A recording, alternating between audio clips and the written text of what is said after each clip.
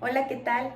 Un gusto saludarles, deseando y anhelando que tengan una cuarentena muy bendecida, una cuarentena de crecimiento en la fe, de crecimiento en Cristo, que siga Dios renovando nuestras fuerzas, dándonos hambre para aprender a todo aquel que no tenga hambre.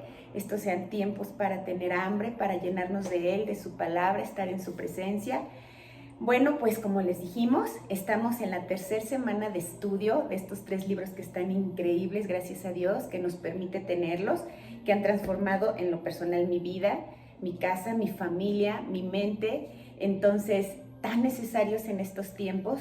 Como les dije, esta es nuestra tercera semana, perdón. Este es nuestro tercer tema. Les quiero agradecer y aprovechar este momento para agradecerles a todos aquellos que en las 2 semanas anteriores tuvieron el valor y el esfuerzo de reunirse y de hacer estas enseñanzas una experiencia maravillosa. Se les extraña muchísimo. Anhelamos que se sumen más en cuanto Dios nos permita volver a la calle, salir, reunirnos, abrazarnos y deseando que se puedan sumar más personas a estos estudios, más familias, que de verdad esto es para la familia. Bueno, pues a mí, como saben todos ustedes, me toca el libro de 50 días conociendo a Jesús. Ha sido, a pesar de que yo creía que ya conocía a Jesús y que tenía una relación con Él, pues este libro ha despertado muchas cosas en mí, hambre de conocerle, anhelo de compartir esto que Él me está dando por medio de este libro. Así que aquí va mi tercer tema. El mío se llama Con Jesús serás transformado. Este es nuestro tercer estudio. Bueno, Jesús consideró que quienes lo siguieran estaríamos constantemente en una transformación espiritual. Él ya lo sabía, que quienes decidiéramos conocerle y Él nos escogiera, estaríamos en una constante transformación espiritual.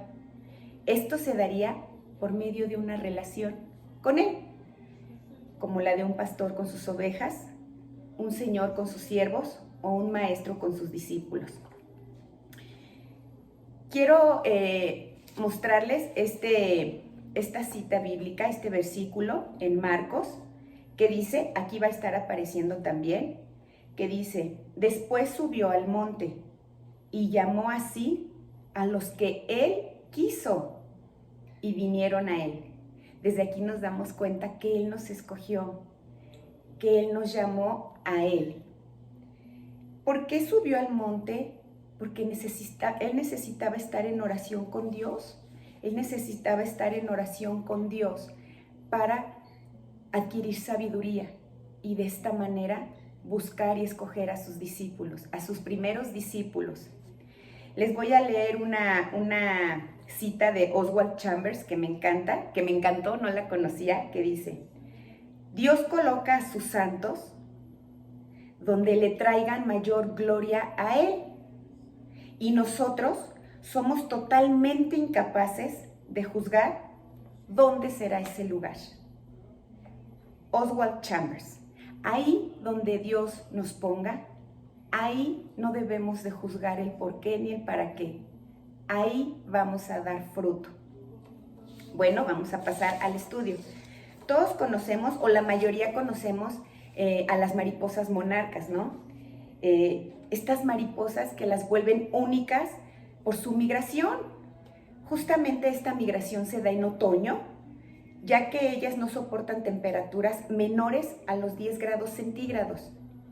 Entonces estas bellas mariposas viajan desde Canadá hasta Michoacán, a los bosques de Michoacán. Son 5,000 kilómetros volando. ¡Guau!, ¿no? Esta transformación de las mariposas, que sufren estas mariposas, es en 4 etapas: de huevo a oruga, de oruga a pupa y de pupa a mariposa.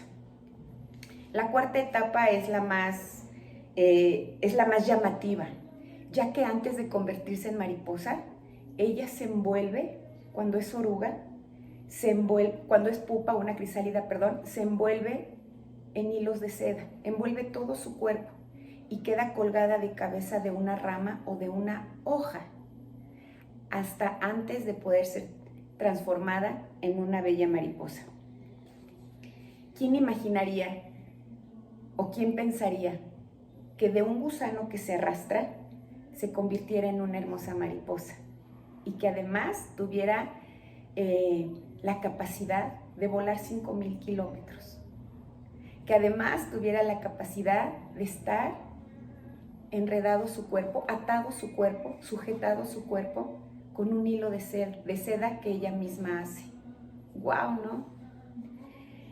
¿Has pensado que Dios te busca y que Jesús te busca para relacionarse contigo y transformar tu vida como lo hizo con sus primeros discípulos? Jesús no es espontáneo, ¿eh? Él pensó en ti, pensó en mí. A Él no se le ocurre nada. En Lucas 6:12 dice: en aquellos días, Él fue al monte a orar y pasó la noche orando a Dios. Él fue a orar toda la noche para escoger a sus discípulos. Él pidió sabiduría para hacer esto. Él ora, Jesús también oró para poder escoger a sus primeros discípulos, cuanto más nosotros, ¿no? Para tomar decisiones sabias. Él, Jesús, no se fijó en la apariencia física, ni en perfiles capaces, ni en líderes con sed de reconocimiento. ¿Saben qué buscó Jesús? Un corazón receptivo para aprender. Eso buscó Jesús, un corazón receptivo en estos próximos discípulos para aprender. Esta es una enseñanza bien bella, porque me acuerdo que las primeras veces que yo era instruida o discipulada, la gente o quien me discipulaba me repetía mucho y oraban por eso, que yo tuviera un corazón receptivo, enseñable, corregible, transformable, perfectible.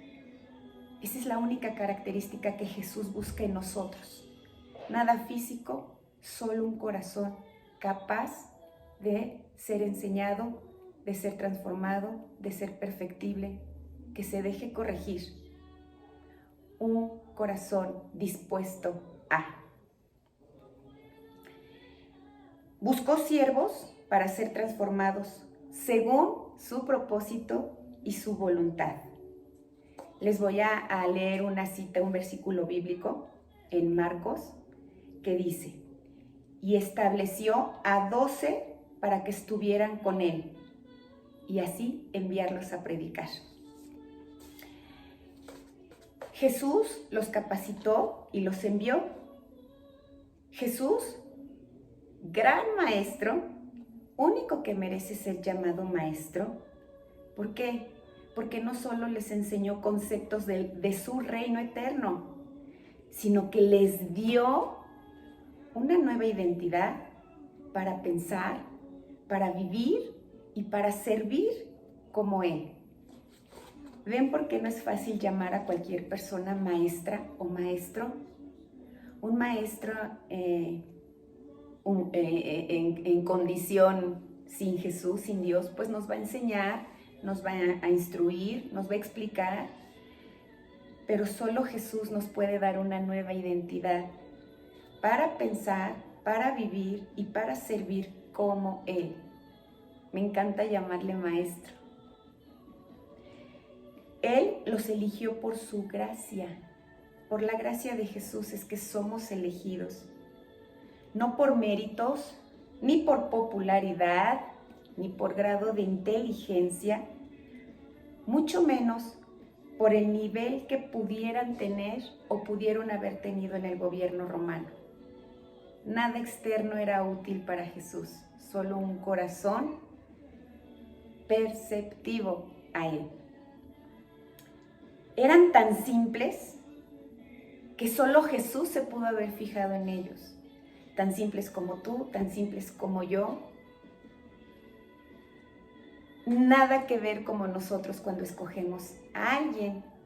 ¿Se acuerdan de esos partidos de chavos, no hombres, de fútbol o de básquet o de tenis entre mujeres, hombres, donde había 2 capitanes y esos 2 capitanes nos decía el profe de educación física, ¿no? Tú escoge a los tuyos y tú a los tuyos.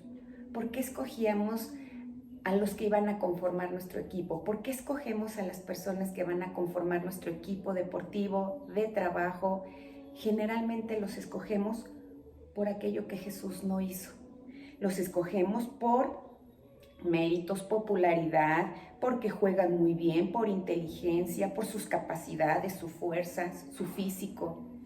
Jesús lo hizo por su gracia y escogió a los más simples. Vaya que tenemos mucho por imitarle. Aquí les voy a leer algo que me encantó, en Marcos también, que dice: a Simón, a quien puso por sobrenombre Pedro, a Jacobo, hijo de Zebedeo, y a Juan, hermano de Jacobo, a quienes apellidó Boanerges, esto es, hijos del trueno, a Andrés, Felipe de Bartolomé, Andrés, Felipe, Bartolomé, Mateo, Tomás, Jacobo, hijo de Alfeo, Tadeo, Simón, el cananista, y Judas Iscariote, el que le entregó, y vinieron a casa. Todos ellos eran los discípulos. Perdón ahí por la lectura, que me equivoqué. Bueno, en un rato más les voy a describir cómo era cada uno. Yo me identifiqué como con 5 personalidades de ellos, literal. Antes de que yo supiera esto, tiempo atrás ya sabía quién era un poco alguno de los discípulos de Jesús. Y me fue increíble saber que muchos pues no eran lo que nosotros pensamos, ¿no? Ahorita les voy a describir la personalidad de cada uno de ellos. Bueno, eran tan simples que solo Jesús se pudo fijar en ellos.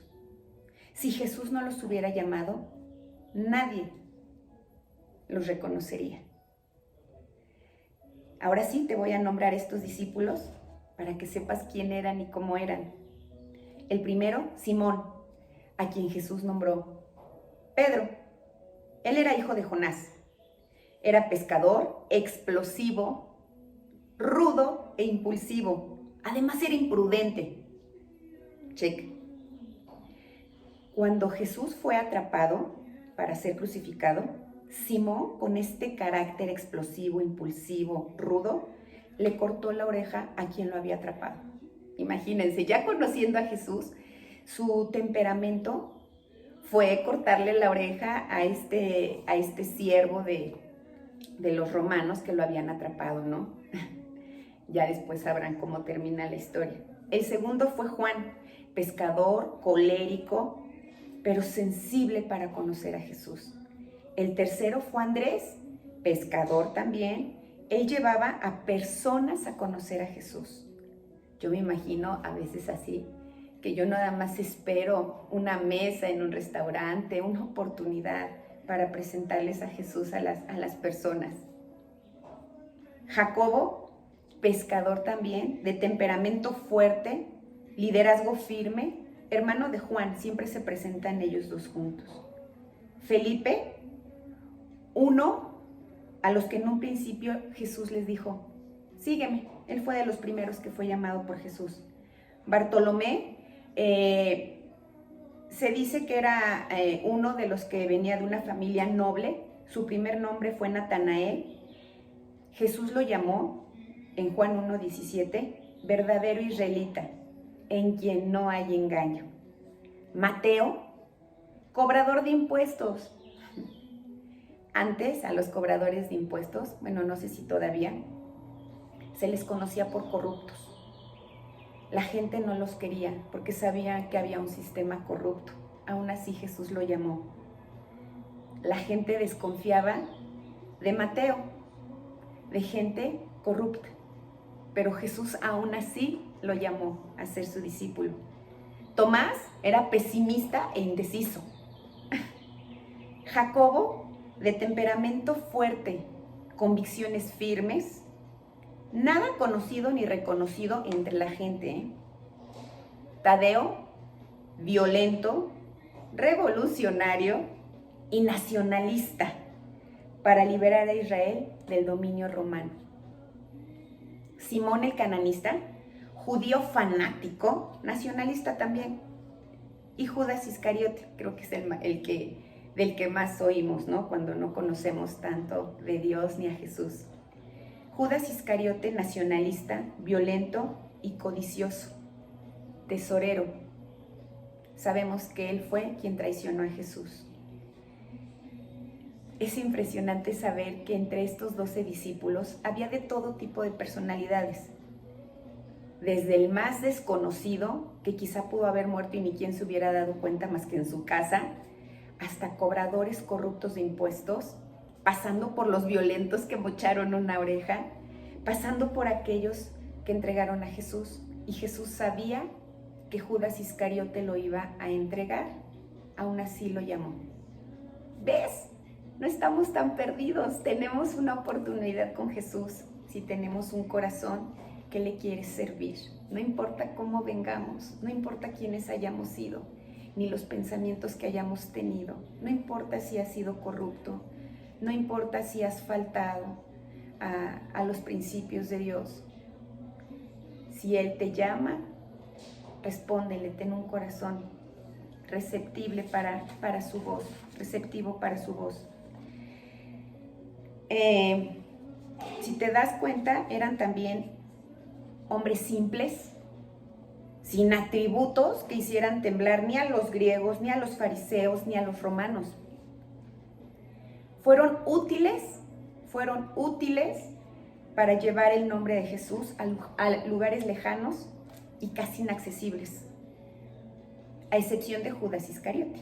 Bueno, que también sabemos cómo terminó en terror su vida después de que entregó a Jesús. Quiero que escuches esto que te voy a decir. Lo marqué con un corazón porque tocó el mío. Todos tuvieron un antes de Jesús complicado y un después de Jesús extraordinario. Te lo repito, todos tuvieron un antes de Jesús complicado y un después de Jesús extraordinario. La clave de ellos para su transformación fue permitir que Jesús viviera su vida en la de ellos. La clave para una transformación tuya y mía es permitir que Jesús viva en nuestras vidas. Para terminar, te quiero citar lo que está en Juan 15:16, en la traducción de la Biblia NBI, donde Jesús dijo, escucha esto por favor, y más en estos tiempos. Ustedes no me eligieron a mí, dice Jesús, yo los elegí a ustedes. Les encargué que vayan y produzcan frutos duraderos. Escucha esto. Así el Padre les dará todo lo que pidan en mi nombre. Te lo vuelvo a leer de corridito. Juan 15:16, Jesús dijo, ustedes no me eligieron a mí, yo los elegí a ustedes. Les encargué que vayan y produzcan frutos duraderos. Así, el Padre les dará todo lo que pidan en mi nombre. Pues bueno, aquí termina mi estudio de esta tercera semana. Les quiero agradecer de verdad que se tomen el tiempo. Creo que ahorita tenemos mucho para crecer, para ensanchar nuestra fe, para tener una verdadera relación con Dios. Ahora sí no hay iglesias, ahora sí no hay líderes espirituales que nos digan cómo. Estamos solos ante la presencia de Dios. Que sea Jesús el camino. Les doy las gracias, que Dios los bendiga y que sigan disfrutando de este alimento que es más que el físico, de este alimento espiritual que es más que el físico. Dios les bendiga, les extraño.